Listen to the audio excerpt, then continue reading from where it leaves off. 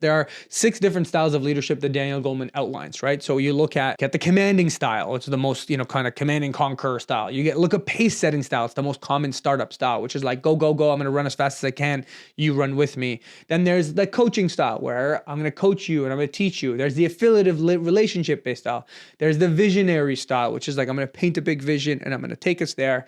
And then the 6th one is a democratic style, which is I'm going to bring people along with me. Everyone always asks, is there one that's better than the rest? So there are 2 bad ones, but they are still necessary at certain times. So the 2 bad ones that are considered dissonant styles, the dissonant style ones, are the commanding and pace setting. So commanding is you're basically dictating. You're just telling people what to do and how to do it and when it should be done.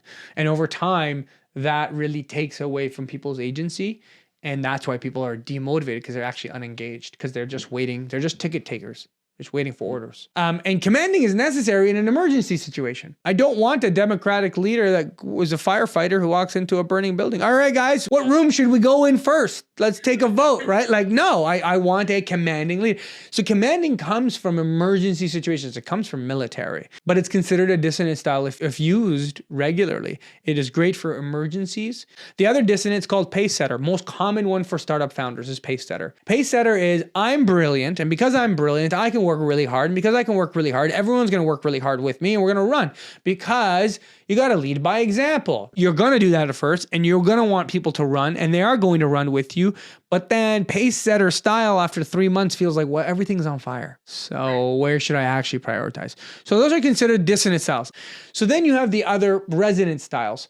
So visionary is considered the most powerful of the resonant styles, to be able to create a vision that rallies people towards where we're headed and where we're going. That is powerful. Then the secondary powerful one that is most underutilized is coaching. Coaching allows you to actually build people's skills, help bring them up, teach them, give them what they need in order to create better people on your team.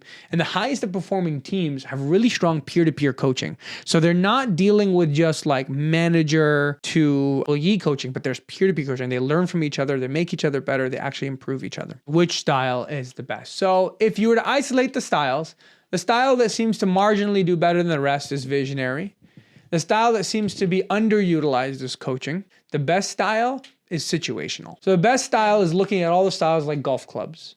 And depending on what par you're on, you bring the right golf club and you use the right club for the right situation.